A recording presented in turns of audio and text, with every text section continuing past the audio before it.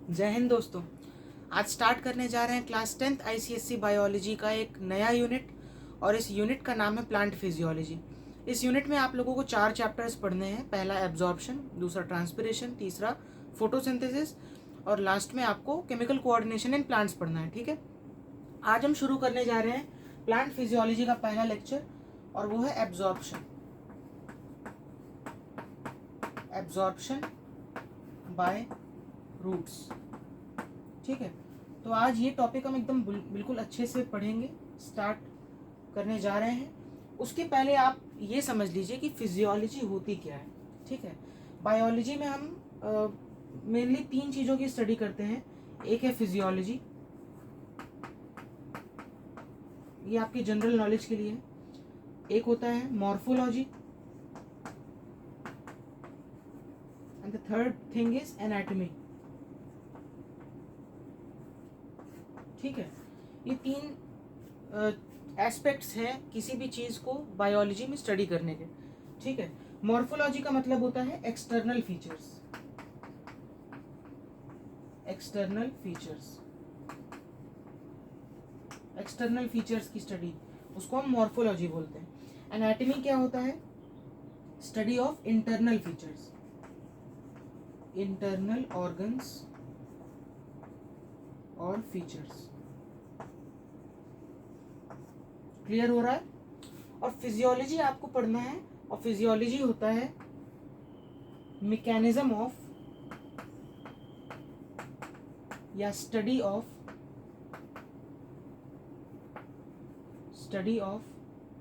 Mechanisms of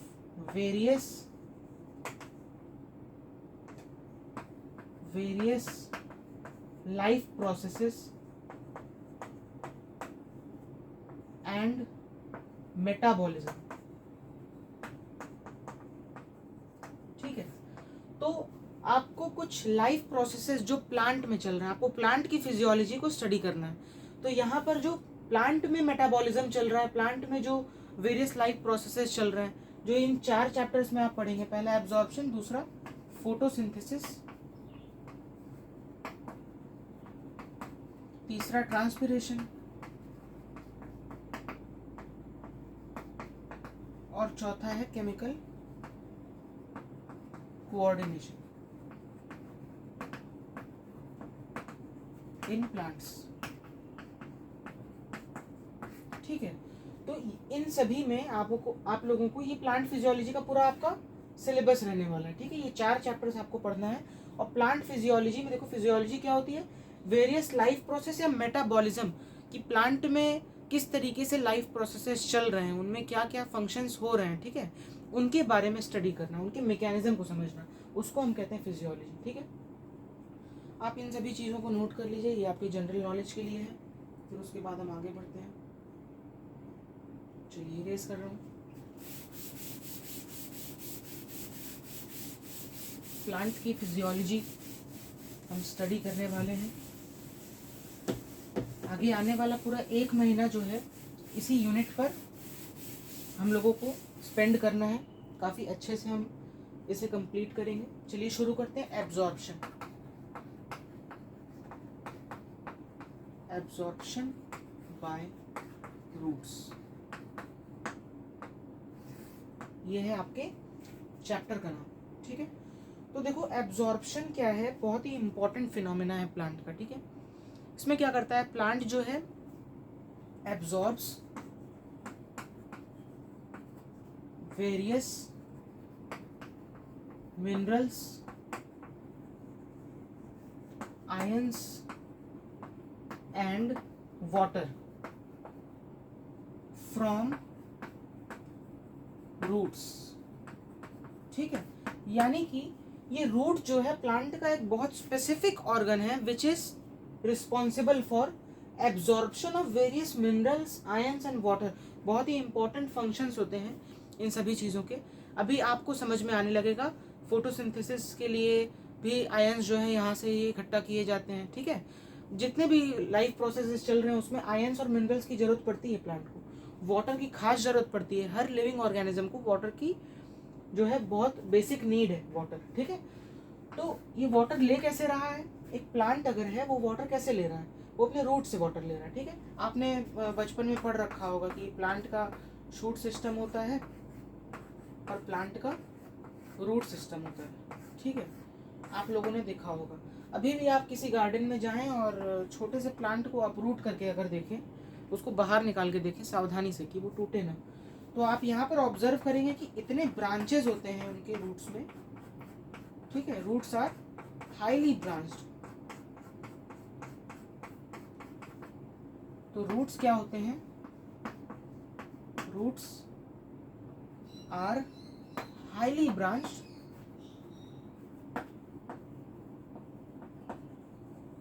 organ which performs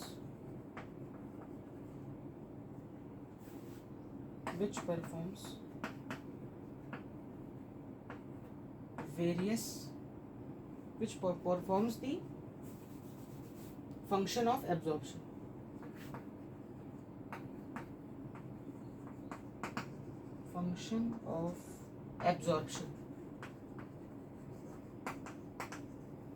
ठीक है, clear हुआ, क्लियर हो पा रहा है आपको? इस चीज़ को आप नोट कर लीजिए। ठीक है, ये तो बेसिक सी बात थी। अभी हम शुरू करने जा रहे हैं कि नीड क्या है, एब्जॉर्प्शन की नीड क्या है। ठीक है, बेसिकली शुरू करें। चलिए इरेज कर रहा हूँ।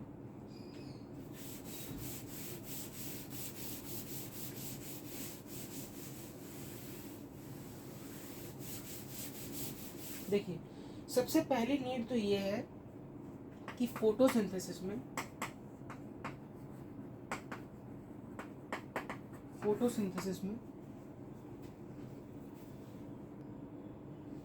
हाँ, तो हम थे फोटोसिंथेसिस पर। तो फोटोसिंथेसिस में क्या हो रहा है, फोटोसिंथेसिस में प्लांट जो है synthesize glucose, plant synthesize glucose with the help of water। तो वाटर एब्जॉर्ब करेगा तभी तो ये यूज कर पाएगा। अभी मैंने आपको बताया कि फोटोसिंथेसिस में बहुत इंपॉर्टेंट रोल प्ले करता है वाटर। ठीक है, फिर इसके बाद ट्रांसपिरेशन। ठीक है, यहाँ पर भी वाटर का बहुत इंपॉर्टेंट रोल है। यहाँ पर आपको यही पढ़ना है कि लॉस ऑफ वाटर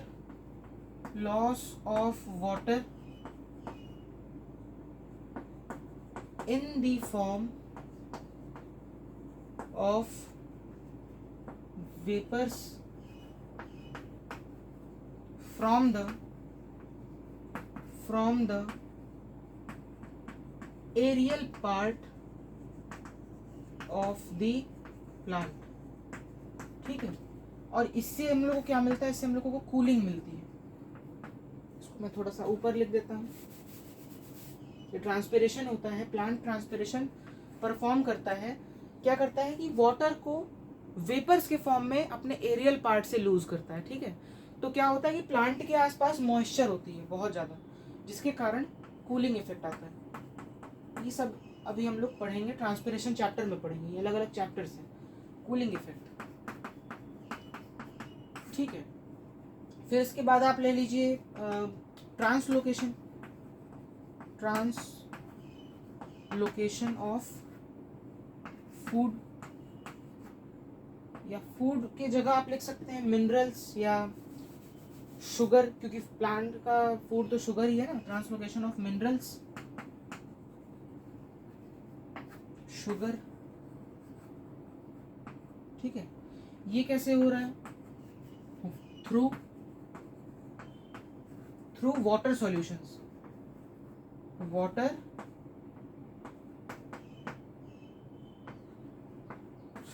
ठीक है। क्या होता है कि प्लांट में ना कुछ स्पेसिफिक बंडल्स होते हैं जिसको हम वैस्कुलर बंडल बोलते हैं, ठीक है। उनका काम होता है खाना पानी को ट्रांसपोर्ट करना through various part of the plant, ठीक है। अब यहाँ पर क्या है कि ट्रांसलोकेशन ऑफ मिनरल्स और शुगर जो होता है इस वैस्कुलर बंडल से, वो जो भी फूड है, जो भी मिनरल है, उसको ट्रांसपोर्ट करने के लिए उसका वाटर सॉल्यूशन बनाना पड़ता है, ठीक है। वाटर में उसको सॉल्युबल करना है, फिर उसके बाद उस वाटर को ट्रांसपोर्ट करते हैं, ठीक है, जिसमें मिनरल्स होते हैं। तो वाटर में मिनरल्स को सॉल्युबलाइज करना है, उनको सॉल्युबल करना है, उनको मिक्स करना है और फिर उसके बाद उनका ट्रांसपोर्ट हो रहा है, ठीक है। तो इस तरीके से ट्रांसलोकेशन में भी वाटर का कितना इंपॉर्टेंट रोल है, जो कि एब्जॉर्प्शन बाय रूट हो रहा है, ठीक है। रूट से वाटर एब्जॉर्ब हो रहा है और देखो कितनी जगह पर ये यूज हो रहा है। एक लास्ट में मैं लिखूंगा रिजिडिटी, ठीक है। रिजिडिटी क्या होती है कि प्लांट को मैकेनिकल स्टिफनेस प्रोवाइड करता है, मैकेनिकल स्टिफनेस प्लांट को प्रोवाइड करता है वाटर। आप एक एग्जांपल ले सकते हैं, आपने देखा होगा गर्मी के टाइम में पौधों में अगर पानी ना डालो तो वो क्या कर जाते हैं, विल्ट कर जाते हैं, बिल्कुल ऐसे हो जाते हैं। पहले ऐसे रहते हैं ये, और बाद में कैसे हो जाते हैं, ऐसे गिर जाते हैं, ठीक है। पत्तियां भी बिल्कुल नीचे आ जाती हैं, ऐसे हो जाते हैं, ठीक है। आपने देखा होगा इसको बहुत बार। तो क्या होता है कि इसमें वाटर की कमी हो गई, यहाँ पर स्कैरसिटी हो गई वाटर की, स्कैरसिटी ऑफ वाटर, ठीक है। यहाँ पे क्या है, एबंडेंस ऑफ वाटर है, पानी पूरा है, तो मैकेनिकल स्टिफनेस इसको है, ये प्लांट बिल्कुल इरेक्ट खड़ा है।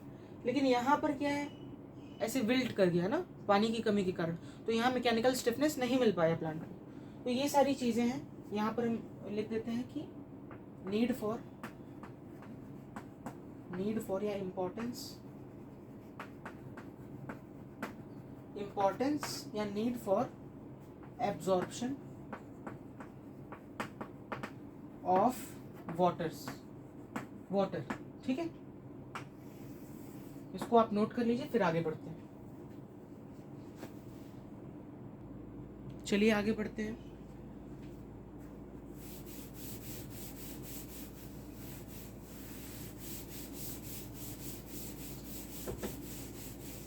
तो अब हम पढ़ने जा रहे हैं कि एक रूट की क्या क्या प्रॉपर्टीज हो सकती हैं कि वो वाटर को एब्जॉर्ब करे। क्यों नहीं स्टेम एब्जॉर्ब करता वाटर, क्यों नहीं लीव्स एब्जॉर्ब करती, रूट्स में ही ऐसा क्या है कि वो एब्जॉर्ब करते वाटर को, ठीक है। तो यहाँ मैं लिखने जा रहा हूँ characteristics of root for absorption, characteristics of root for absorption, ठीक है। तो यहाँ पर क्या है कि रूट जो है, सबसे पहला पॉइंट, रूट्स हैव इनॉर्मस का मतलब लार्ज, ठीक है, इनॉर्मस सरफेस एरिया, ठीक है। अभी जैसे मैंने आपको कहा ना कि आप ऐसे कोई छोटे से प्लांट को अपरूट करके देखें, ठीक है, आपको समझ में आ जाएगा, जितना ऊपर निकला होगा उतना ही नीचे निकला होगा छोटे प्लांट को, ठीक है। तो कुछ ऐसा होता है देखने में, ये अगर प्लांट है,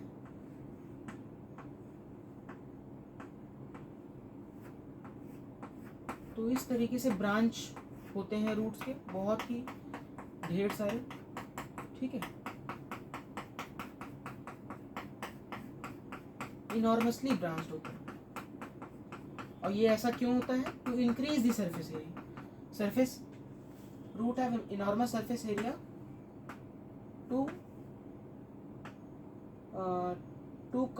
to facilitate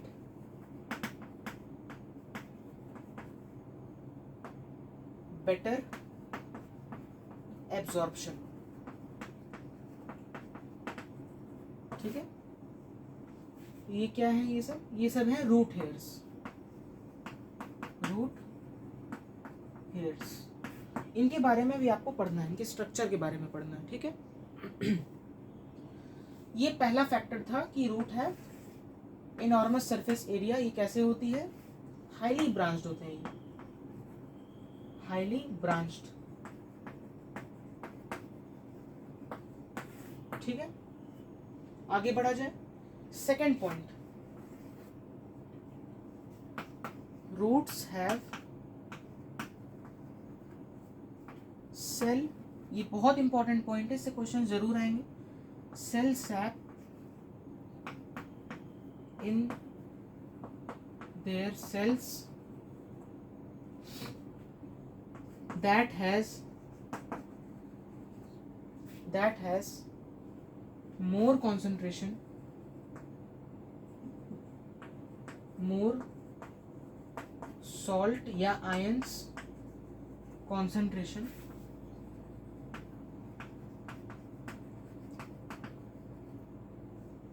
as compared to the soil। ठीक है, अब मेरी बात को बिल्कुल ध्यान से सुनिएगा। रूट में क्या होता है, कुछ लिक्विड्स पाई जाती है। आपने देखे होंगे प्लांट में कुछ लिक्विड टाइप सा होता है, पानी जैसा। उसको आप क्या बोलते हैं, उसको प्योर पानी भी नहीं बोल सकते क्योंकि उसमें प्लांट्स के भी कुछ मेटाबोलाइट्स मिक्स्ड रहते हैं। ठीक है, तो उसको आप क्या बोलते हैं, उसको सेल सैप बोलते हैं। ठीक है, प्लांट के अंदर कुछ लिक्विड होता है, उसको आप सेल सैप बोलते हैं। ये सेल सैप क्या होता है, इसका कॉन्सेंट्रेशन ज़्यादा होता है। और कॉन्सेंट्रेशन किसका, सॉल्ट एंड आयंस का कॉन्सेंट्रेशन बहुत ज़्यादा होता है as compare to the soil. जैसे मान लो मैं इसी रूट को एनलार्ज करके बना रहा हूँ। ये नीचे सॉइल है, ठीक है, नीचे आपकी सॉइल है, ये सब सॉइल है।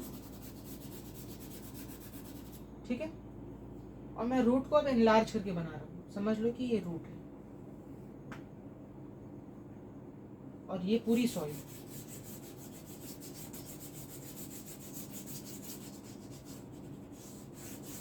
बहुत ध्यान से मेरी बात सुनिएगा, बिल्कुल क्लियर हो जाएगा आपको कॉन्सेप्ट। ये मैंने बनाया एक रूट, यहाँ पे कई रूट होंगे, मैंने एक रूट हेयर को बनाया, केवल एक उठाया और बना दिया। ठीक है, अब यहाँ पर क्या है, रूट हेयर के अंदर जो है सॉल्ट्स हैं।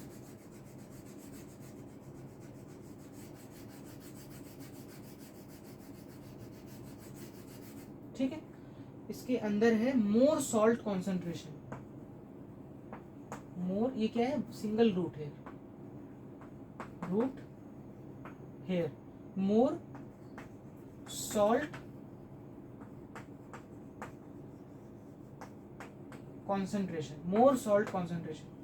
और यहाँ पर क्या है, सॉइल में, ये सॉइल है,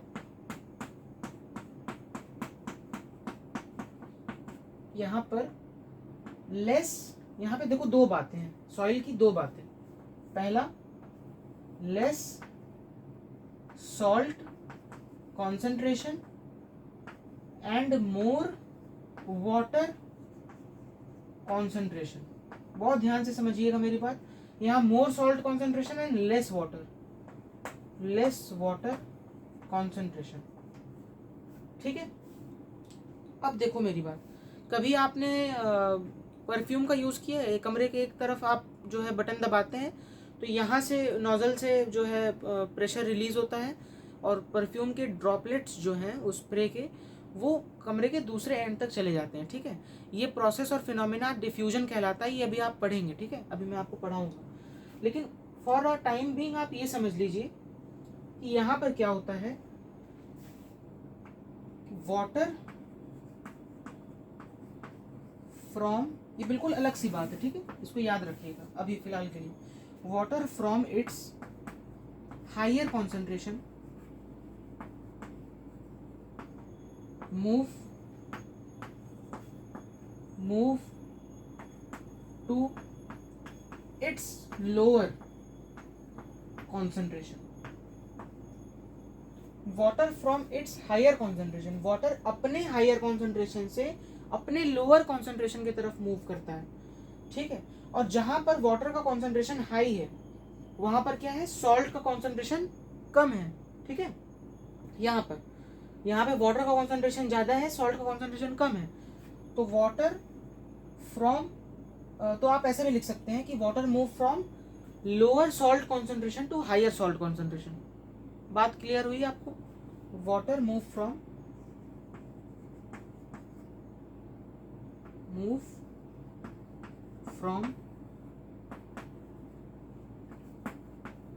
lower salt concentration to higher salt concentration. ये दोनों बात जो मैंने लिखी है, ये 2 लाइन जो मैंने लिखा, ये बिल्कुल सिमिलर है, इसमें कोई भी फर्क नहीं है। ठीक है, आप इमेजिन करिए, आप बस इतनी सी बात समझिए, मैं समराइज कर देता हूँ कि ये सॉइल है, सॉइल के अंदर, सॉइल में पानी की कॉन्सेंट्रेशन ज़्यादा है और आयंस की कॉन्सेंट्रेशन कम है। ठीक है, बात समझ में आ गई। यहाँ पर आयंस की कॉन्सेंट्रेशन कम है, पानी की कॉन्सेंट्रेशन ज़्यादा है, तो वाटर जो है हायर कॉन्सेंट्रेशन से लोअर कॉन्सेंट्रेशन की तरफ मूव करेगा भाई। जहाँ जहाँ पानी ज़्यादा होगा और जहाँ कम होगा तो ज़्यादा वाले से कम वाले की तरफ जाएगा, वो तो नॉर्मल सी बात है। ठीक है, लेकिन आप इसको दूसरे तरीके से समझ सकते हैं in terms of salt concentration. जहाँ कम सॉल्ट कॉन्सेंट्रेशन है, यानी कि जहाँ ज़्यादा पानी है, वो कम सॉल्ट कॉन्सेंट्रेशन से मोर सॉल्ट कॉन्सेंट्रेशन की तरफ जो है वाटर मूव करेगा। वही मैंने यहाँ पर लिखा है, दोनों सेम बातें हैं। ठीक है, लोगों को ये अच्छे से समझ में आता है, लेकिन ये वाला पॉइंट जो है वो नहीं समझ में आता। वो कहते हैं कि ऑस्मोसिस की डेफिनेशन उल्टी लिखी है या डिफ्यूजन की डेफिनेशन उल्टी लिखी है, तो ऐसा नहीं होता। ठीक है, आप इसको नोट कर लीजिए, तो फिर हम आगे बढ़ते हैं।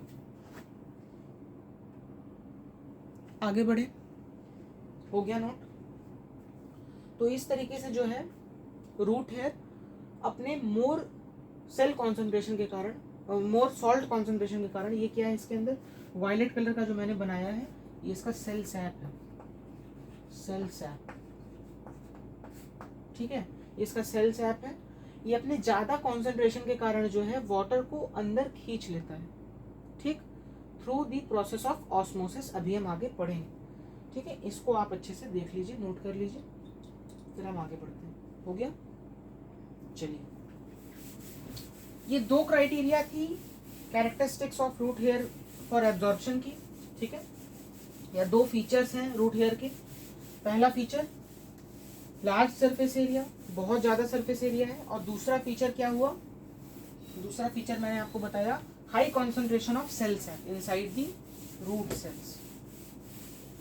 ठीक है, अब हम पढ़ने जा रहे हैं रूट हेयर के स्ट्रक्चर के बारे में। तीसरा क्राइटेरिया रूट हेयर। ठीक है, स्टार्ट कर रहे हैं। ठीक है, अच्छे से नोट करिएगा इस पॉइंट को, इस टॉपिक को। चलिए, तो रूट हेयर जो है इट इज यूनिसेल्यूलर।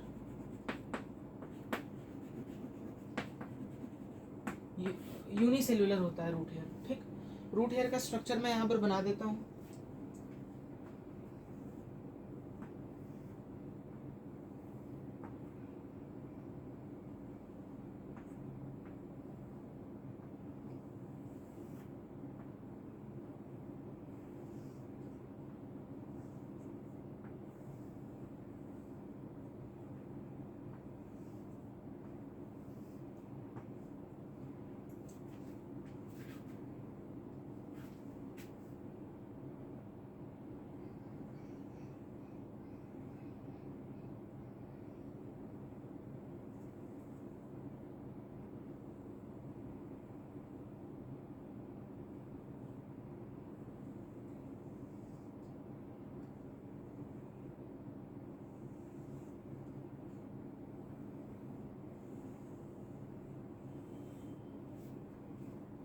ये वाइट वाला पोर्शन जो मैंने बनाया, ये प्लाज्मा मेम्ब्रेन है, और ये ऑरेंज वाला this is cell wall.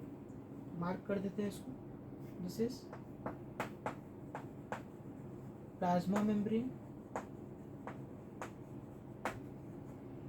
And this is cell wall.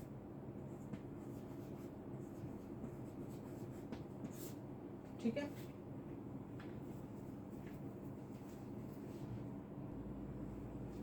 तो ये सेल वॉल है और ये है आपकी प्लाज्मा मेम्ब्रेन जो मैंने यहाँ बनाया।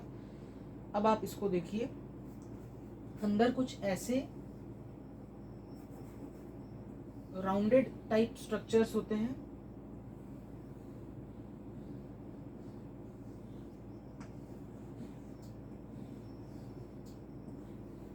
ऐसे। ठीक है, ये राउंडेड टाइप स्ट्रक्चर्स होते हैं, इनको हम क्या बोलते हैं, इनको बोलते हैं वैक्यूल, वैक्यूल्स। ठीक है, यहाँ पर न्यूक्लियस होता है ऐसे, single nucleus, this is nucleus. ठीक, तो ये रूट हेयर का एक स्ट्रक्चर है। सिंपली रूट हेयर क्या है? यूनिसेलुलर। ठीक है, एक और पॉइंट यहाँ लिख लो इम्पोर्टेंट। आप रूट हेयर अगर आ जाए आपके एग्जाम में तो आप लिख सकते हैं इसको कि root hair arise from epidermal cell.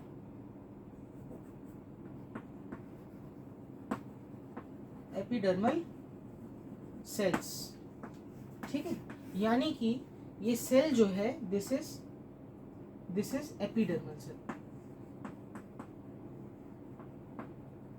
Epidermal cell बिल्कुल बेसिक से मैं बता रहा हूँ आपको।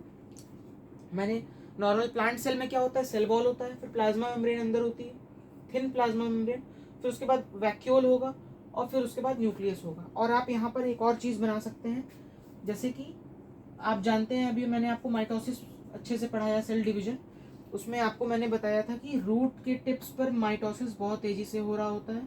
तो यहाँ पर आप आउट ग्रोथ बना सकते हैं कि यहाँ से भी रूट हेयर इमर्ज आउट हो रहा है।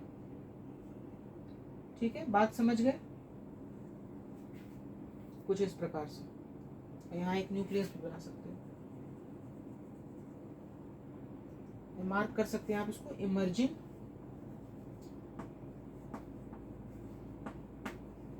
Root hair. ठीक है, क्या बात आपको क्लियर हुई? अच्छे से ड्रॉ कर लीजिए इसको। हो गया, चलिए आगे बढ़ते हैं। अब यहाँ पर क्या है, आपको दो चीजों पर ध्यान देना है। पहला है सेल वॉल और दूसरा है सेल मेम्ब्रेन या प्लाज्मा मेम्ब्रेन। ठीक है, cell wall is thick and permeable. Permeable का मतलब होता है जो परमिट करे। ठीक है, समझ गए बात? Permits, allows the entry of water, salts and ions, सबको अंदर जाने देता है। ये जो सेल वॉल होता है, ये मैंने जो बनाया, इस सबको अंदर जाने देता है।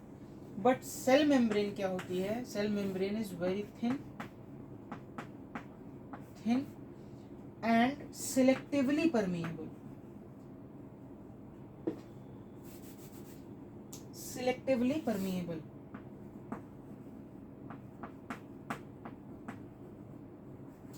सिलेक्टिवली परमिएबल यानी कि केवल सिलेक्टिव चीजों को ही परमिट करेगा, सिलेक्टिव चीजों को ही अलाउ करेगा to enter inside the root hair.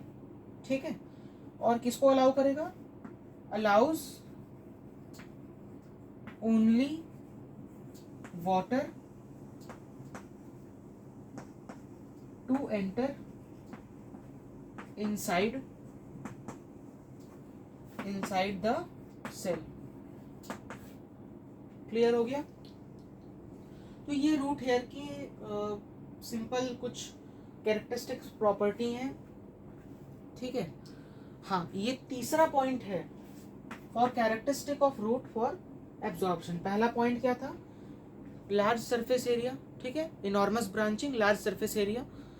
Second point था मोर concentration of cell sap inside the cell. ठीक है, ताकि वाटर अंदर ड्रॉ कर पाए, वाटर अंदर खींच पाए। ठीक है, और तीसरा क्राइटेरिया, तीसरा कैरेक्टरिस्टिक्स क्या है कि रूट हेयर जो है इसके डिफरेंट कैरेक्टरिस्टिक्स हैं, जैसे कि thin plasma membrane that is selectively permeable, thick cell wall that is fully permeable, सबको अंदर जाने देगा। ठीक, तो इन सभी चीज़ों को आप नोट करिए, तो फिर हम आगे बढ़ते हैं। चलिए आगे चलते हैं। इरेज कर रहा हूँ, पॉज करके नोट कर लिया करिए, क्योंकि अगर आप नोट करेंगे तो आपको चीज़ें याद रहेंगी।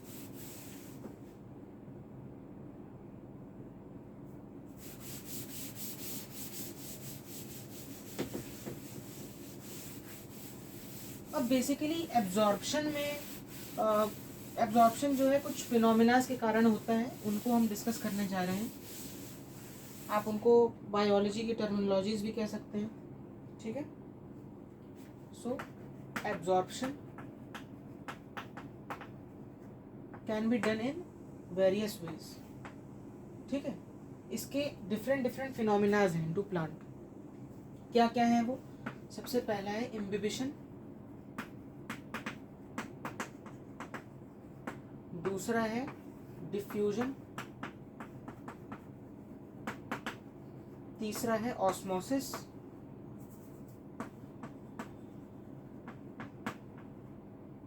चौथा है active transport,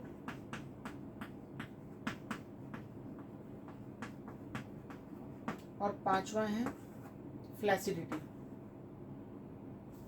turgidity and flaccidity.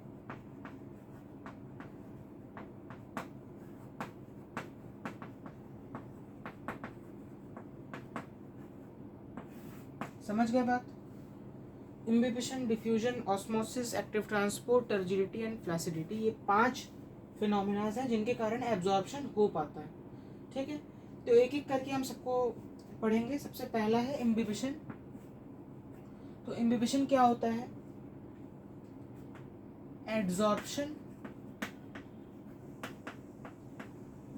Adsorption of water from living और dead plant cell. Adsorption of water from living और dead plant cell through surface attraction.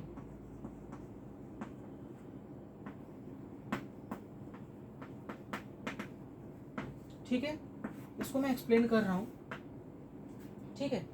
Adsorption, मैंने यहाँ पे एड्सॉर्प्शन लिखा, ये क्या होता है भाई? जरा सा इसको डिफ्रेंशिएट कर लेते हैं एक बार, ठीक है। मैं ये नीचे वाला पूरा पार्ट मिटा रहा हूँ, आपको नोट करना है तो नोट कर लीजिए, नोट कर ही लीजिए, ठीक है।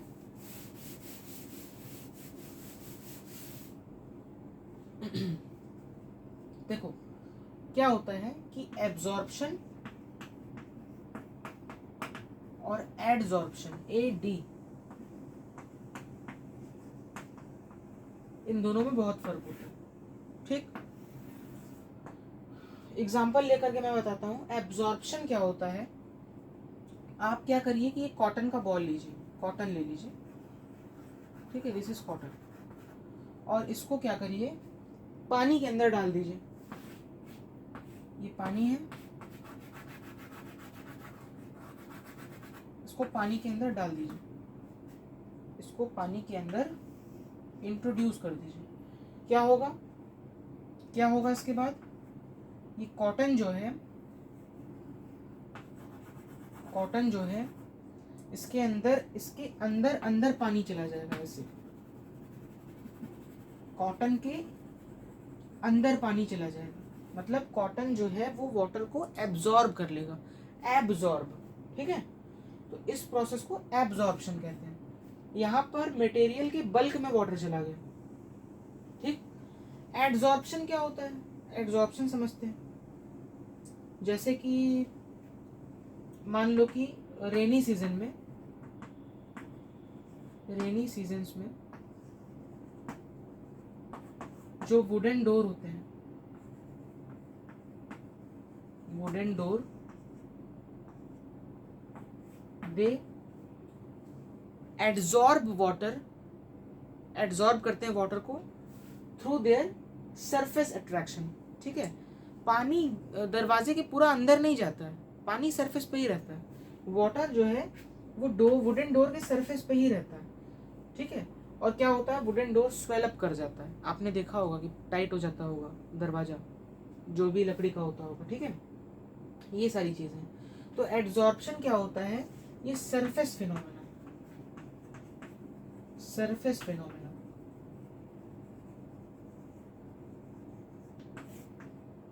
ठीक है। बात क्लियर हो रही है आपको? ये सब क्लियर हो रहा है? ठीक है, इसको मैं इरेज कर रहा हूँ। ये बस ऐसे ही समझाने के लिए मैंने आपको डिफ्रेंशिएट कराया है, इरेज कर दे। चलिए सब चीज़ नोट कर लिया करिए, आगे बढ़ते हैं हम लोग। अब देखो ये एक टर्म है सरफेस अट्रैक्शन, ठीक है, सरफेस अट्रैक्शन। ये क्या है भाई? सरफेस जो है वो वाटर की तरफ एफिनिटी दिखा रहा है, ठीक है, वाटर लविंग सरफेस, ठीक है।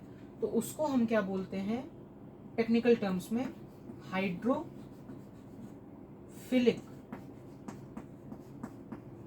ठीक है। हाइड्रो का मतलब वाटर,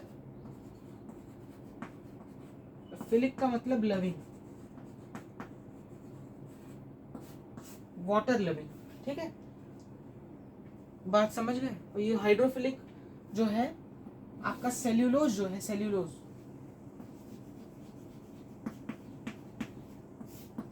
क्या होता है ये भी देख लेते हैं, हालांकि आप पढ़ चुके हैं। Plant cell wall is made up of cellulose and cellulose is hydrophilic in nature, water loving in nature। तो जब भी इस प्लांट सेल को वाटर मिलेगा it will absorb the water, absorb the water from surface attraction, ठीक है। वो surface पे वाटर को एब्जॉर्ब करा लेगा, अंदर नहीं जाएगा वाटर, अंदर भी जाता है लेकिन ये एक फिनोमेना है जिसमें सरफेस पे वाटर रहे, तो उसको इम्बिबिशन कहते हैं। प्लांट सेल इम्बाइब या absorb the water from living or dead plant cell or through surface attraction, ठीक है। एक और पॉइंट यहाँ मैं लिख देता हूँ, it helps in ascent of sap। अभी इसके बारे में हम आगे डिटेल में डिस्कस करेंगे, फिलहाल आप इतना जानिए कि ascent का मतलब होता है एक तरीके से क्लाइंबिंग, और सैप अभी आपको मैंने बताया था that is cell sap. Cell की लिक्विड, सेल के अंदर जो सेल में लिक्विड है प्लांट सेल के अंदर, उसका क्लाइंबिंग, उसका प्लांट में ऊपर चढ़ना, ठीक है, from root to various part of the plant, ठीक है। ये सारी चीज़ें हैं, इसको नोट कर लीजिए। तो फिर हम डिफ्यूजन स्टार्ट करते हैं। इम्बिबिशन में केवल इतना ही था, इरेज करो। चलिए आपने डस्टर देखा है ना, जैसे ये तो कपड़ा है, डस्टर को कभी आप देखिए अगर, तो चौक मिटाते वक्त जो है, चौक की जो पाउडर लाइक सब्सटेंस जो चौक होता है वो डस्टर के सरफेस पर रहता है, तो आप उसको भी इम्बिबिशन का एग्जांपल समझ सकते हैं, ठीक है। वो अंदर नहीं जाता है, वो केवल सरफेस पे ही एब्जॉर्ब हो जाता है। चलिए आगे बढ़ते हैं हम लोग। Second thing is diffusion.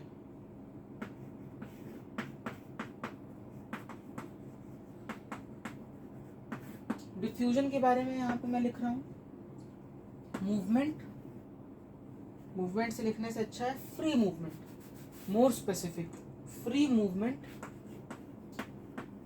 Movement of molecules from, ध्यान से, from their higher concentration to their lower concentration। क्या बात क्लियर हुई? इज कॉल्ड डिफ्यूजन, ठीक है। Free movement of molecule from its own area of higher concentration to its own area of lower concentration. जैसे कि मैंने आपको बताया कि एक स्प्रे लीजिए परफ्यूम, और इसको नोजल को जो है प्रेस करिए, यहाँ से कुछ स्प्रे ऐसे ऐसे निकलेगा, ठीक है। स्प्रे का यहाँ पर हाई कॉन्सेंट्रेशन है, मान लीजिए ये रूम है पूरा, ठीक है, और यहाँ पर लो कॉन्सेंट्रेशन है, ठीक है। तो स्प्रे के जो मॉलिक्यूल्स होंगे ये पूरा इवनली स्प्रेड कर जाएंगे, और तब तक स्प्रेड करते रहेंगे जब तक इनकी concentration throughout the room uniform ना हो जाए। बात समझ गए ना? तो free movement of molecules from their higher concentration to their lower concentration is called diffusion. यानी कि प्लांट में अगर देखा जाए, या प्लांट में छोड़ो, ऐसे ही देखो कि अगर कॉन्सेंट्रेशन यहाँ पे एक पार्ट में भी कॉन्सेंट्रेशन सेम है, सेकेंड पार्ट में भी कॉन्सेंट्रेशन सेम है, तो यहाँ से लेके यहाँ तक मॉलिक्यूल ट्रेवल नहीं करेगा, क्योंकि उसको कोई ग्रेडियंट नहीं मिलेगा। बात समझ गए? नोट कर लीजिए इसको। एक और एग्जांपल आप ले सकते हैं। एक और एग्जांपल क्या ले सकते हैं कि वाटर ले लीजिए। वाटर वाटर मैं ब्लू कलर से बना देता हूँ। ये वाटर है, आई होप आपको दिख रहा होगा। ये वाटर, और वाटर के अंदर आप पोटेशियम पर मैग्नेट का एक छोटा सा गोला डाल दीजिए। ठीक है, क्या होगा कि ये फैलना शुरू करेगा, हल्का हल्का हल्का हल्का स्प्रेड करना शुरू करेगा, और फाइनली क्या होगा, ये इवनली डिस्ट्रीब्यूट हो जाएगा पूरे पानी में। जैसे ये वाटर है, इसके अंदर पोटेशियम पर मैग्नेट का पिंक कलर या रेड कलर कह सकते हैं, ये पूरा कंप्लीटली ऐसे ऐसे स्प्रेड हो जाएगा। ठीक है, तो this is known as diffusion. और स्प्रेड नहीं हो सकता क्योंकि अब यूनिफॉर्मिटी मिल गई इसको। ठीक है, कोई ग्रेडियंट मिलेगा तब तो और मॉलिक्यूल्स मूव करेंगे, है ना। तो इसको ग्रेडियंट मिला, यहाँ पे ज़्यादा कॉन्सेंट्रेशन, यहाँ पे लेस कॉन्सेंट्रेशन, ये इसके मॉलिक्यूल जो हैं पोटेशियम पर मैग्नेट की, ये फ्लो किए और इवनली डिस्ट्रीब्यूट होगा inside the beaker containing water. इसको नोट कर लीजिए। तो फिर उसके बाद हम मोस्ट इंपॉर्टेंट ऑस्मोसिस स्टार्ट करने जा रहे हैं। अच्छे से नोट कर लीजिए इसको। आगे चलिए ऑस्मोसिस डिस्कस करते हैं जल्दी से।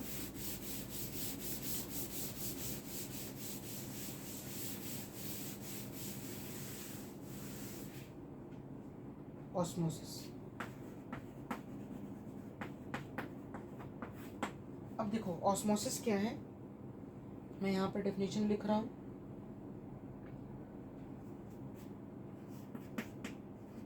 फ्लो या movement of water molecules from their region of higher concentration to their region of lower concentration। ठीक है, ये तो डेफिनेशन थी डिफ्यूजन की। इसी में आपको ऐड करना है थ्रू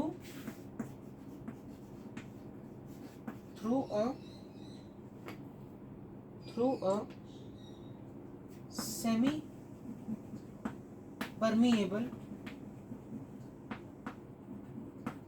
मेम्ब्रेन। और इस सेमी परमिएबल मेम्ब्रेन को आप डिफरेंशियली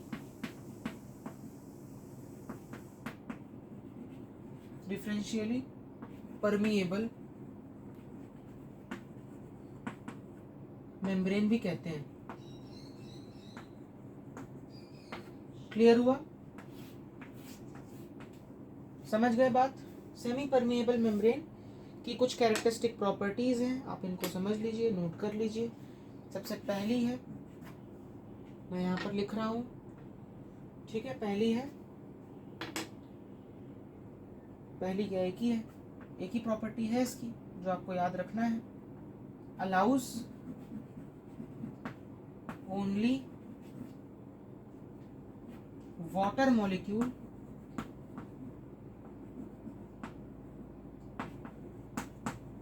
ये कलर आपको दिख रहा है? हाँ दिख रहा है। अलाउज ओनली मूवमेंट ऑफ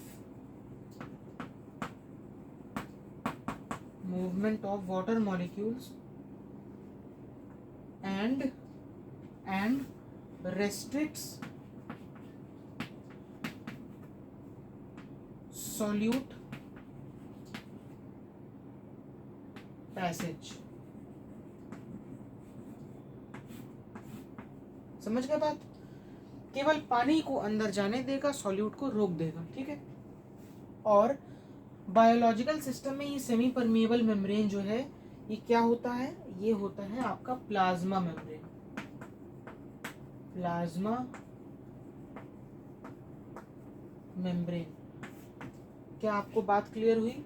आप इसको नोट कर लीजिए अच्छे से, बिल्कुल इसको नोट कर लीजिए, तो फिर उसके बाद हम आगे बढ़ेंगे। ठीक है, देखो हम प्लांट्स की बात कर रहे हैं, तो प्लांट्स में जो सॉल्वेंट होता है वो बेसिकली वाटर होता है। मैंने यहाँ वाटर लिखा है, वाटर मॉलिक्यूल। वाटर की जगह आप कोई दूसरा सॉल्वेंट भी ले सकते हैं, ठीक है, तो वो भी वहाँ पर ऑस्मोसिस शो करेगा। क्योंकि हम प्लांट्स में बात कर रहे हैं, तो प्लांट्स में बेसिकली वाटर मॉलिक्यूल्स जो हैं यही सॉल्वेंट के फॉर्म में प्रेजेंट होते हैं। ठीक है, अब देखो कोई प्लांट हमको आके तो बताएगा नहीं कि उनके अंदर ऑस्मोसिस चल रहा है। ठीक है, तो हमको क्या करना है, हमको एक्सपेरिमेंट्स के थ्रू पता करना होता है। ठीक है, तो कुछ एक्सपेरिमेंट्स इसके लिए हैं, उसको हम डिस्कस करेंगे अब। ठीक है, दो टर्मिनोलॉजीज को पहले देख लेते हैं, आप इसको नोट कर लिए हो, मैं इरेज कर रहा हूँ। दो टर्मिनोलॉजीज हैं ऑस्मोसिस में, ठीक है, और वो है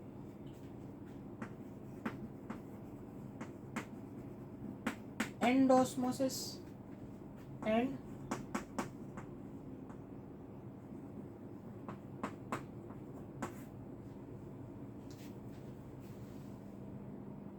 हाँ, तो हम बात कर रहे थे एंडोस्मोसिस एंड एक्सोस्मोसिस की। ये दो टाइप के ऑस्मोसिस हैं, इनके बारे में आपको थोड़ा सा पढ़ना है। तो एंडोस्मोसिस क्या होता है, water move into the cell from soil. ठीक है, तो यहां पर क्या है, सॉइल में ज्यादा है वाटर कॉन्सेंट्रेशन और सेल में वाटर कॉन्सेंट्रेशन कम है।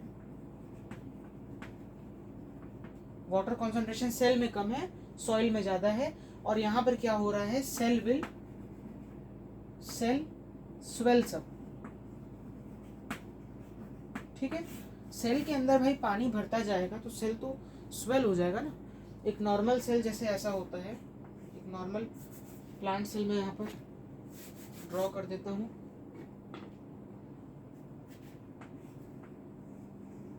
ये नॉर्मल प्लांट सेल है, इसके अंदर क्या हुआ कि वाटर एंटर किया ऐसे, और क्या हुआ इस प्लांट सेल का, ये प्लांट सेल जो है स्वेल कर गया, ऐसा हो गया,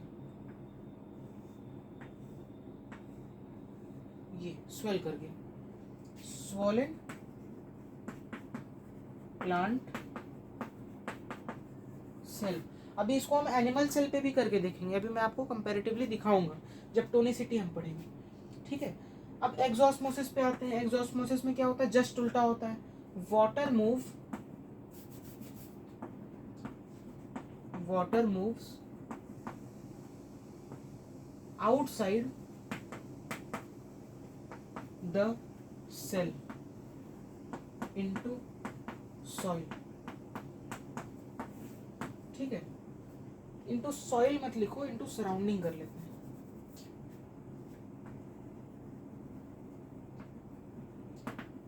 इनटू सराउंडिंग, इनटू,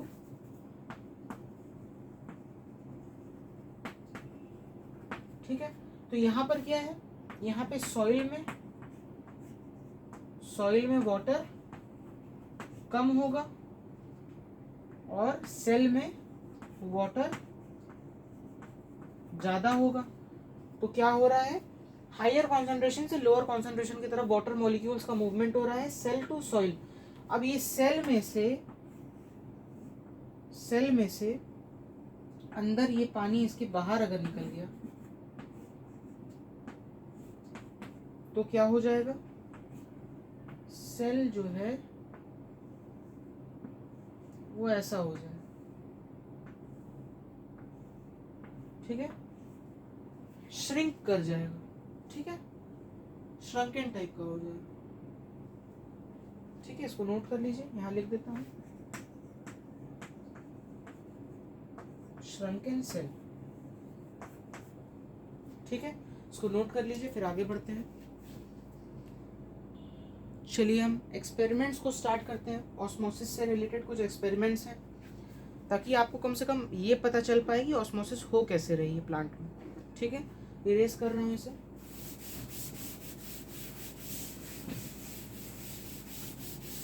अब हम पढ़ने जा रहे हैं एक्सपेरिमेंट्स रिलेटेड टू ऑस्मोसिस।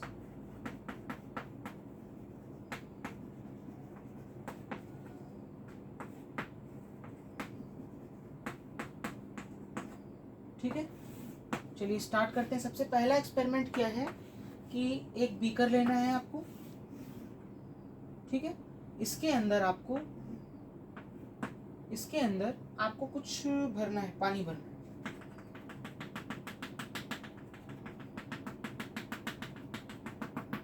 बहुत ध्यान से देखिएगा, सीधा लग रहा है ना। ये मैंने इसमें पानी भर दिया। अब देखो, मेरी बात ध्यान से सुनना, मेरी बात को बिल्कुल ध्यान से सुनना।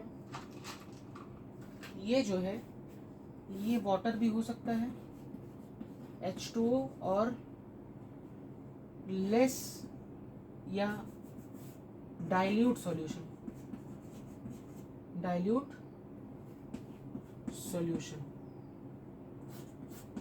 H2O भी आप ले सकते हैं, डाइल्यूट सॉल्यूशन भी ले सकते हैं। यानी कि H2O में थोड़ा सा आप सॉल्यूट मिला देंगे तो वो डाइल्यूट सॉल्यूशन हो जाएगा। ठीक है, ये थोड़ा सा टेढ़ा लग रहा है मुझे, वेरी सॉरी। टेढ़ा बनाने के लिए मैं इसे सीधा कर देता हूँ। अब ठीक है, चलिए आगे देखते हैं। यहाँ पर मैंने एक इन्वर्टेड फनल टाइप का ऐसा कुछ ले लिया। ठीक है, ये ऐसा, जिसका ये वाला एंड जो है ये ओपन था। यहाँ पर मैंने कुछ लगाया, अभी मैं आपको बताऊंगा कि मैंने यहाँ पर क्या लगाया। ठीक है, यहाँ पर ऐसे ये ट्यूब टाइप का स्ट्रक्चर निकला हुआ ऊपर के साइड, इस तरीके से। ठीक है, ऐसा है। और अच्छा करने की कोशिश करता हूँ।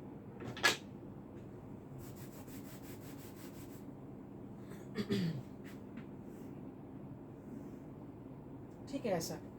अब मेरी बात ध्यान से समझिएगा। यहाँ पर हाई कॉन्सेंट्रेशन ऑफ सॉल्यूट है, यानी कि मान लो यहाँ पर शुगर सॉल्यूशन, यहाँ पर क्या है,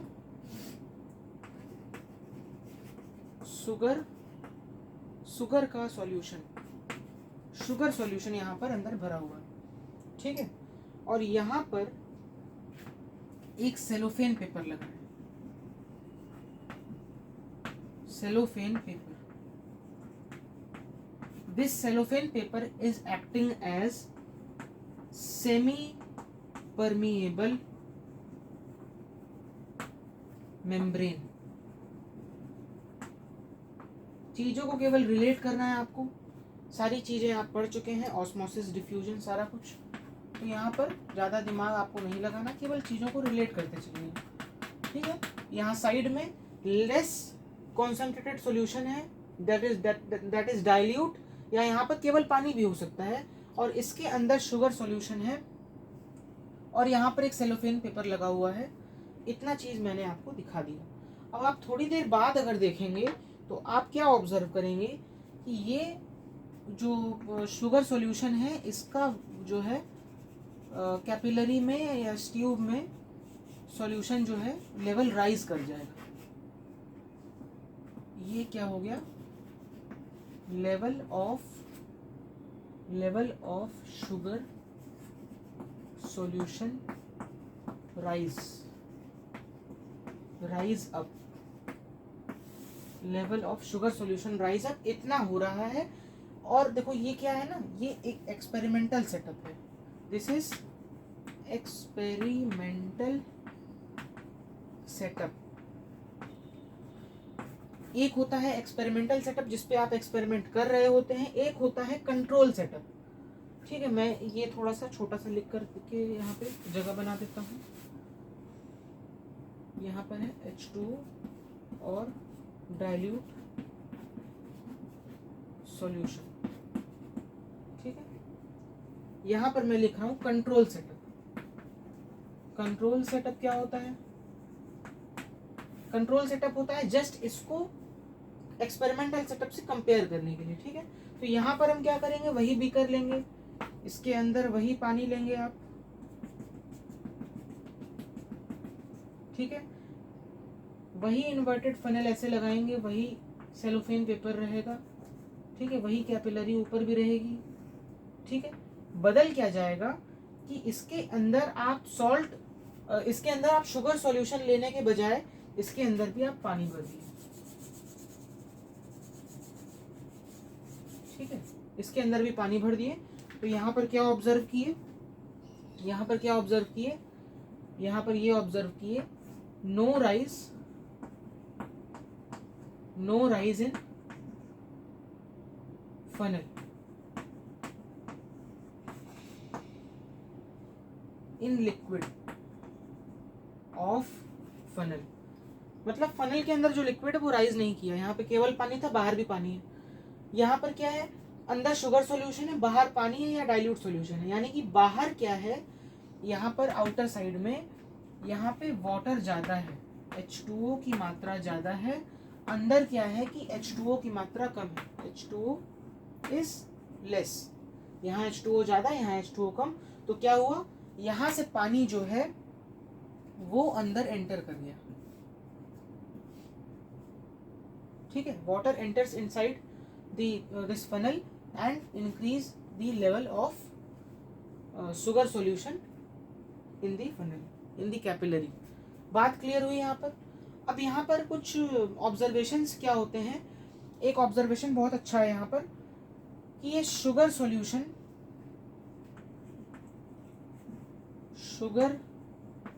सॉल्यूशन बिकम्स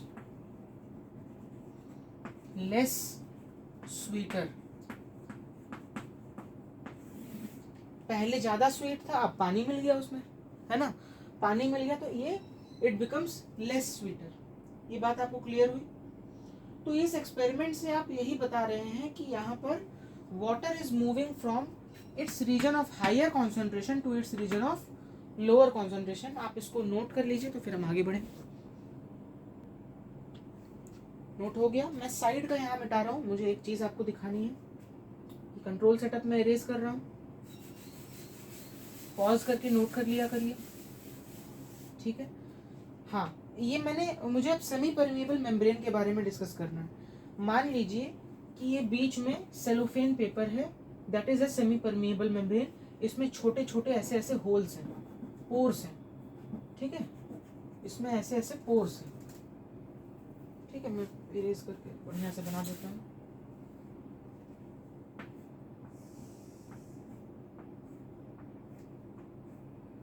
अब देखो, यहाँ पर ये सॉल्यूट है, ये सॉल्यूट के मॉलिक्यूल्स हैं, और ये है सॉल्ट, ये है वाटर के मॉलिक्यूल्स।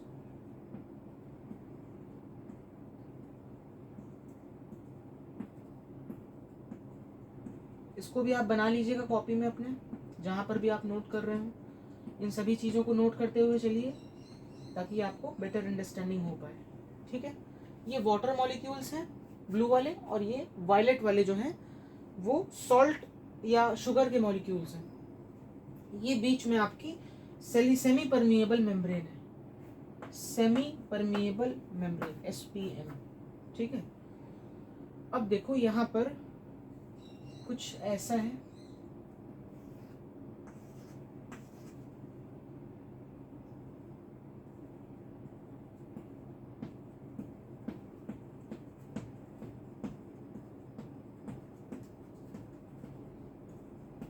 इस डायग्राम से आपको पूरा कॉन्सेप्ट क्लियर हो जाएगा, जितना भी डाउट आपको रहा होगा।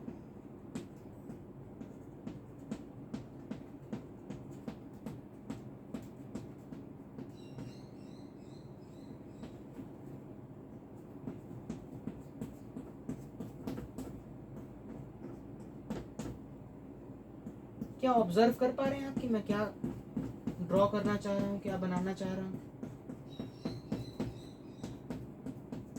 देखिए यहाँ पर वो एनवायरनमेंट है जो आउटर साइड में बना हुआ है, ठीक है। यहाँ पर H2O की कॉन्सेंट्रेशन बहुत ज़्यादा है। यहाँ पर क्या है, मैं ये वाला पोर्शन इरेज कर रहा हूँ। यहाँ पर क्या है, H2O की कॉन्सेंट्रेशन ज़्यादा है, यहाँ पर H2O की कॉन्सेंट्रेशन कम है, यहाँ पे सॉल्ट की कॉन्सेंट्रेशन कम है, यहाँ पे सॉल्ट की कॉन्सेंट्रेशन या शुगर की कॉन्सेंट्रेशन ज़्यादा है। देखो यहाँ ज़्यादा शुगर मॉलिक्यूल्स हैं, यहाँ कम शुगर मॉलिक्यूल्स हैं। क्या आप रिलेट कर पा रहे हैं? अब होगा क्या कि ये semi permeable membrane will only allow this water molecule to pass through it, ठीक है। और वाटर मॉलिक्यूल कहाँ से कहाँ पास करेंगे, ये इधर से इधर पास करेंगे,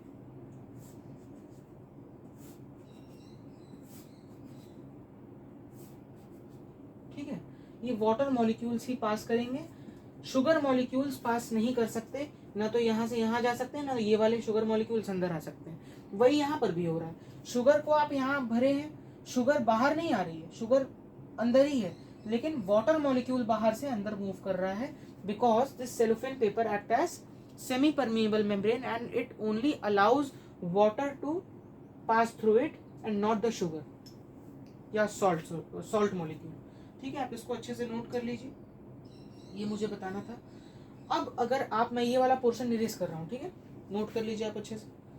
अब अगर आप क्या करें, नीचे का ही इरेज करता हूँ केवल।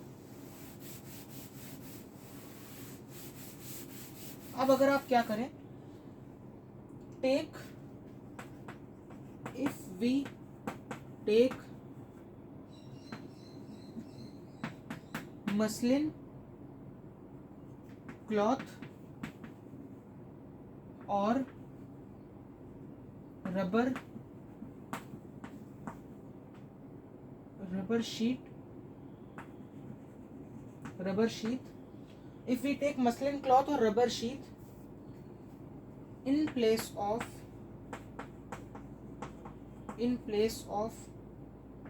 cellophane पेपर, ठीक है। तो क्या होगा, अगर आप मसलिन क्लॉथ लेते हैं तो क्या होगा, मसलिन क्लॉथ में क्या होता है ना, muslin cloth is fully permeable,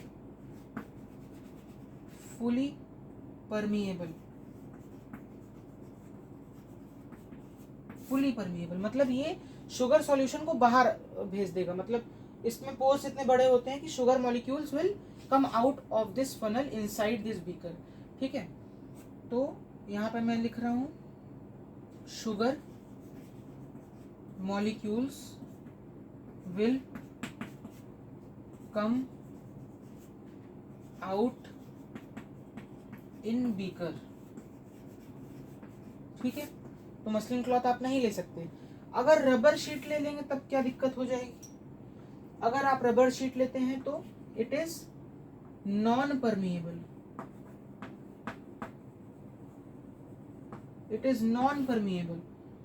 do not allow movement, do not allow any movement, it will not allow any movement,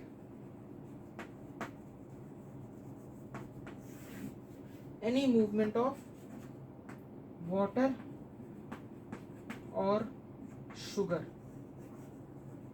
क्या आपको बात क्लियर हुई, ठीक है। इसीलिए यहाँ पर सिलेक्टिवली परमिएबल मेम्ब्रेन या सेमी परमिएबल मेम्ब्रेन या डिफरेंशियली परमिएबल मेम्ब्रेन को लिया गया है। आपको बात क्लियर हो रही है। मसलिन क्लॉथ लोगे तो पूरा ये बाहर आ जाएगा, बड़े बड़े पोर्स होते हैं। रबर शीट लेंगे तो क्या होगा, रबर शीट अगर यहाँ ले लेंगे तो क्या होगा, नॉन परमिएबल है, कुछ मूव ही नहीं करेगा, पानी भी नहीं मूव करेगा, ठीक है। अब एक होता है विस्किंग बैग, मैं यहाँ लिख रहा हूँ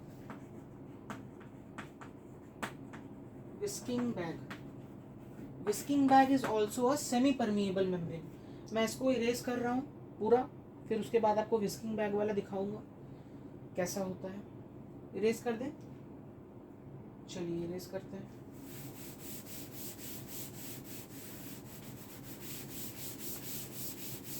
आई होप आपको ये वाला डायग्राम समझ में आया होगा, ठीक है। यहाँ पर ज़्यादा कॉन्सेंट्रेशन ऑफ सॉल्ट है, यहाँ कम कॉन्सेंट्रेशन ऑफ सॉल्ट है. Water move from lower concentration to higher concentration of salt. ठीक है, लेकिन water move from higher concentration to lower concentration, वो उसकी खुद की कॉन्सेंट्रेशन है, उसका खुद का ज़्यादा कॉन्सेंट्रेशन, उसका खुद का कम कॉन्सेंट्रेशन. ठीक है, तो कंफ्यूज कभी मत होना किसके कॉन्सेंट्रेशन की बात हो रही है, इस बात पर ध्यान देना.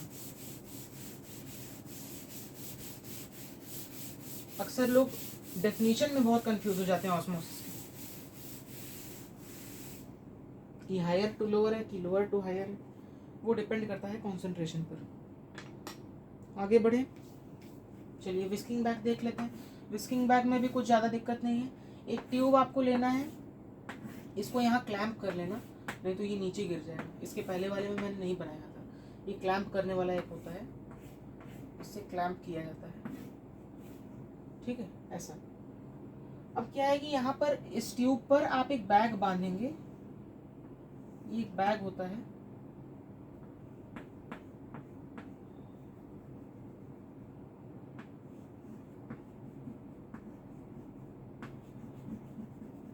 ये ऐसा बैग टाइप होता है. ये नीचे से भी नॉटेड है, ऊपर यहाँ पर भी आपने बांधा है. ये भी क्या करता है, this is whisking bag. Whisking bag ये भी कैसे काम करता है, सेमी परमिएबल मेम्ब्रेन की तरह. ये भी सेमी परमिएबल मेम्ब्रेन की तरह काम करता है. अगर अंदर सॉल्ट सॉल्यूशन है या शुगर सॉल्यूशन है, और बाहर क्या है, बाहर क्या है, बाहर क्या है, बाहर वाटर सॉल्यूशन है या लेस या डाइल्यूट सॉल्यूशन. ठीक है, तो क्या होगा, बता सकते हैं क्या होगा, वाटर मॉलिक्यूल्स अंदर मूव कर जाएंगे, वाटर मॉलिक्यूल्स अंदर मूव कर जाएंगे, और यहाँ पर लेवल राइज हो जाएगा. ये लेवल जो है यहाँ पर शुगर का, वो राइज हो जाएगा. Level of sugar rise up. Clear हुआ, नोट कर लीजिए. चलिए आगे बढ़ते हैं जल्दी से. अब देखिए ऑस्मोसिस इस एक्सपेरिमेंटल सेटअप में कितनी देर तक हो सकता है. ठीक है, जब सॉल्ट कॉन्सेंट्रेशन, मान लो कि मैं यहाँ पर बना रहा हूँ,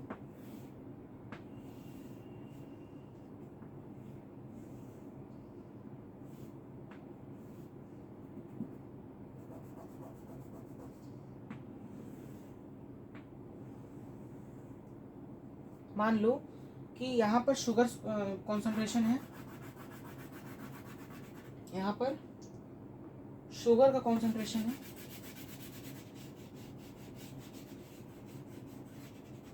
और एज यूजुअल जैसे बाहर वाटर का कॉन्सेंट्रेशन था,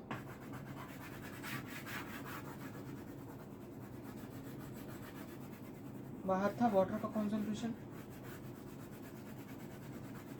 मतलब बाहर वाटर प्रेजेंट था. ठीक है, तो यहाँ पे क्या हुआ कि वाटर अंदर मूव किया, वाटर यहाँ से अंदर की ओर मूव किया, और मूव किया तो यहाँ पर शुगर सॉल्यूशन का जो कैपिलरी में राइज हो गया. ठीक है, कैपिलरी में राइज हो गया. अब मुझे सोच के बताइए कि ये रुकेगा कब, क्या ये राइज होता रहेगा, ये ओवरफ्लो कर जाएगा, ऐसा तो होता नहीं. ये एक टाइम पर रुक जाएगा. कब कब रुक सकता है, हाउ लॉन्ग कैन ऑस्मोसिस अकर. ये सवाल हमारे मन में आया, कब तक हो सकता है. तब तक हो सकता है जब water concentration at both and, या बोथ एंड, या एक एंड ये एक एंड ये, बोथ एंड बिकम्स इक्वल. ठीक है, यानी कि no concentration gradient is available. क्या बात क्लियर हुई, कोई कॉन्सेंट्रेशन ग्रेडियंट मिलेगा ही नहीं तो ये फ्लो नहीं करेगा. लेकिन क्या ऑब्जर्व क्या हुआ यहाँ पर कि यहाँ पे कॉन्सेंट्रेशन ग्रेडियंट वाटर का कम था, यहाँ पे ज़्यादा था, लेकिन फिर भी यहाँ पर ऑस्मोसिस एक टाइम के बाद, मान लो यहाँ तक पहुँचने के बाद रुक गया, यहाँ तक पहुँचने के बाद रुक गया। क्यों रुक गया? अभी तो यहाँ पर और अंदर जा सकता है वाटर की कॉन्सेंट्रेशन बाहर ज़्यादा है, यहाँ पर कम है, तो अंदर जा सकता है। लेकिन ऐसा इसलिए नहीं हुआ क्योंकि मैं यहाँ लिख रहा हूँ due to force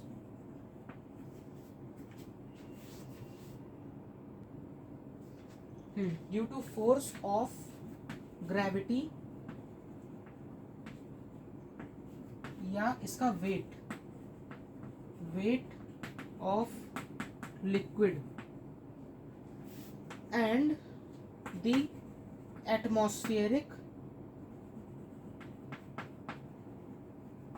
atmospheric pressure, due to the force of gravity, that is weight of liquid and the atmospheric pressure, the sugar solution stops rising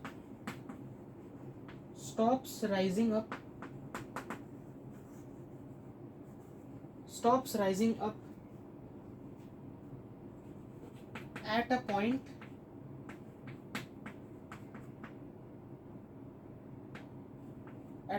even there is concentration gradient। I think आपको clear हो गया बात। भले ही concentration gradient हो, लेकिन फिर भी एक लेवल तक, एक लिमिट तक ही ये लिक्विड जो इसके अंदर है ये राइज कर सकता है। क्यों? क्योंकि एक टाइम के बाद यहाँ पर एटमॉस्फेरिक प्रेशर जो है इसको रेजिस्ट करेगा, साथ ही साथ इसका खुद का जो वेट है लिक्विड का वो उसको नीचे पुल करेगा। क्या आपको बात क्लियर हुई? और एक टाइम के बाद ये इक्विलिब्रियम अटेन कर लेगा, ये इक्विलिब्रियम पोजीशन इसकी हो जाएगी जहां पर ये ना तो ऊपर जाएगा ना तो नीचे आएगा। This will be it's equilibrium position. ठीक है, इसको नोट करिए। तो यहाँ से उठ करके एक ऑस्मोटिक प्रेशर का कॉन्सेप्ट आता है, नोट कर लीजिए, तो फिर मैं डिस्कस करता हूँ। चलिए आगे बढ़ते हैं। ये ऑस्मोटिक प्रेशर आज के इस लेक्चर का लास्ट टॉपिक होगा, फिर उसके बाद हम फर्दर डिस्कस करेंगे आगे की चीज़ें। तो ऑस्मोटिक प्रेशर के कॉन्सेप्ट को हम समझने जा रहे हैं। Osmotic pressure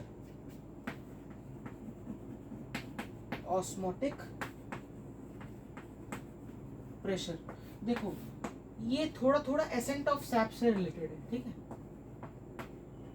ascent of SAP जो भी मैंने आपको बताया, एसेंट का मतलब क्लाइंबिंग और सैप का मतलब सेल के अंदर प्रेजेंट लिक्विड, सेल सैप, उसका ऊपर राइज करना। ठीक है, ये ऑस्मोसिस से ही होता है। ठीक है, and that is due to this osmotic pressure. अब यहाँ पे थोड़ा क्वांटिटेशन हो रहा है। ठीक है, अभी आप केवल क्वालिटेटिव चीज़ों को देख रहे थे कि क्या हो रहा है, अब आप ये मेजर कर पाएंगे कि ऑस्मोटिक प्रेशर कितना जो है प्लांट में होता है। कैसे कर पाएंगे? आपको कुछ नहीं करना है, वही एक्सपेरिमेंटल सेटअप आपको लेना है। वहाँ पर वही बीकर ऐसे लगाना है, नीचे सेलोफेन पेपर लगाना है, जैसे ऑस्मोसिस के एक्सपेरिमेंट्स में आपने अभी किया। यहाँ पर आपको ट्यूब एक लेना है इस तरीके से, इसको मैं थोड़ा छोटा कर लेता हूँ। ठीक है, इसके अंदर जो है, इसके अंदर एक पिस्टन लगा हुआ है, फ्रीली मूवेबल पिस्टन। ये क्या है? पिस्टन। ठीक है, ये पिस्टन के ऊपर ऐसे एक लगा रहता है प्रेस करने के लिए। ठीक है, ये पूरा पिस्टन वाला सिस्टम है। और इसके अंदर जो है शुगर सॉल्यूशन भरा है। इस बार मैं शुगर सॉल्यूशन को येलो कलर से बना देता हूँ। ठीक है, ये शुगर सॉल्यूशन है। और बाहर के साइड पर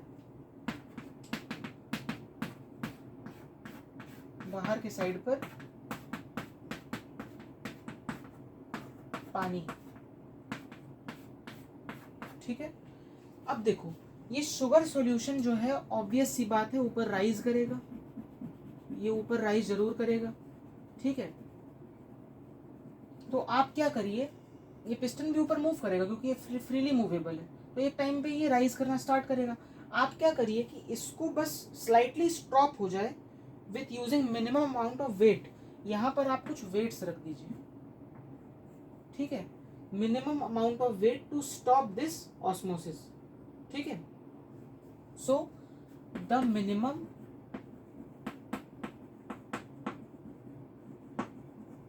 अमाउंट ऑफ वेट, ये वेट क्या है, force exerted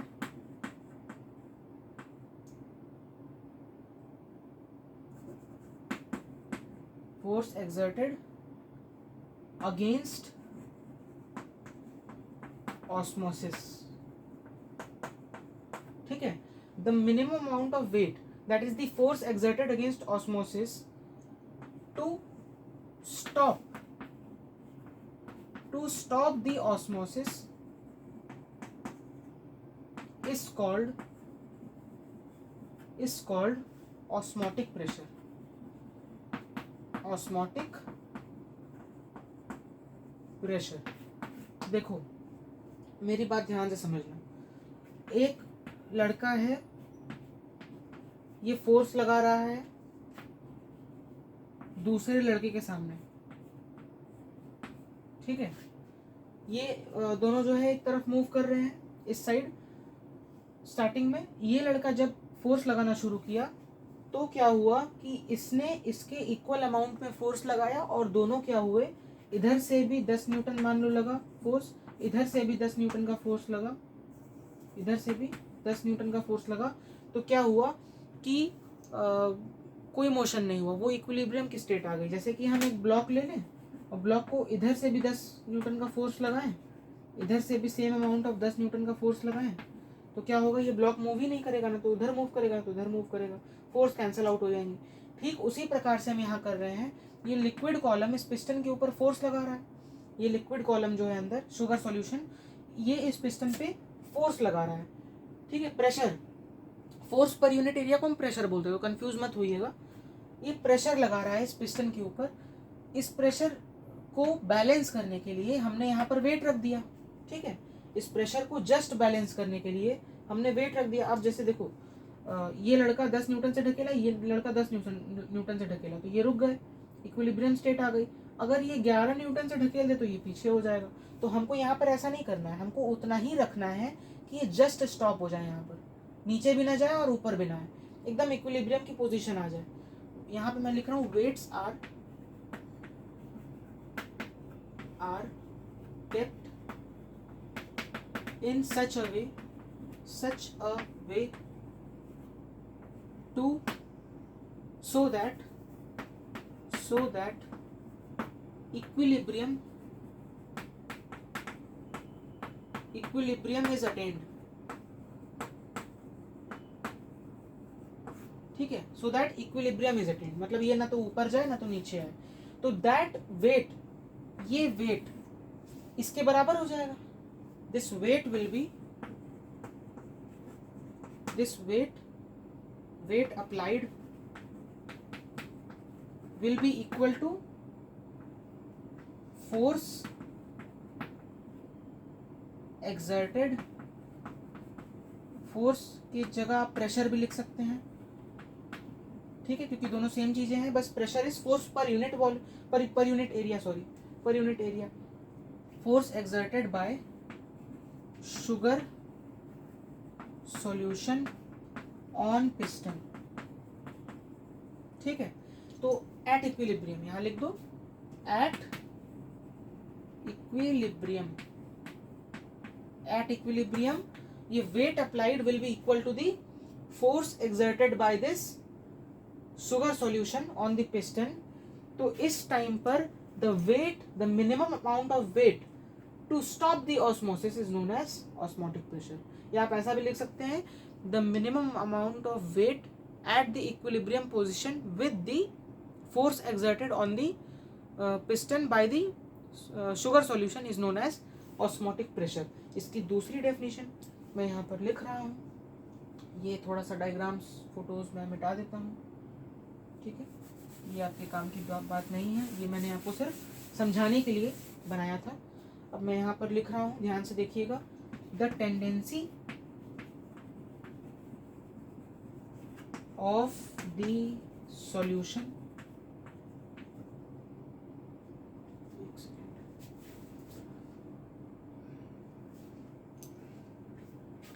the tendency to take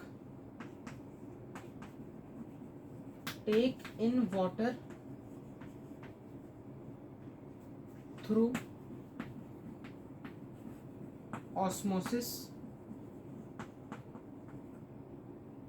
is called osmotic pressure. Osmotic pressure.